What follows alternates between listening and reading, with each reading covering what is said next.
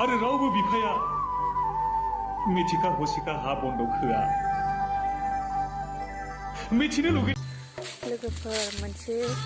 दुखुनांथाव खौरां लाना फैदों आरोना लोगोफोर खोनानानै गोसोखौ जोबोद दुखु मोनदों नोंथांमोनहाबो मोनदों जानांगौ जों बिसिनाथ डिस्ट्रिक्टनि सिङाव थानाय सासे फोरोंगिरिया जिउ खोमादों आरोना एक्सिडेन्ट जानानै नोंथांमोनहाबो मिथिखायो जानांगौ बयबो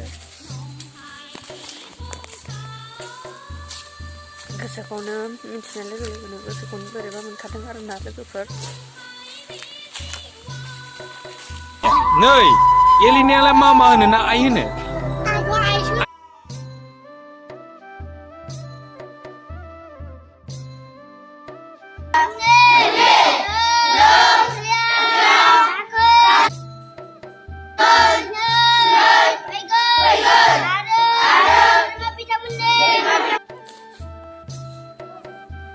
सानफ्रामबो बिनि भिडिअ नायबाय थायोमोन आरोना लोगोफोर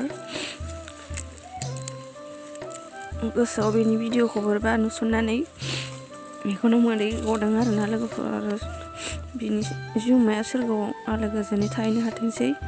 नोंथांमोनाबो आरज गाबबानो जाबाय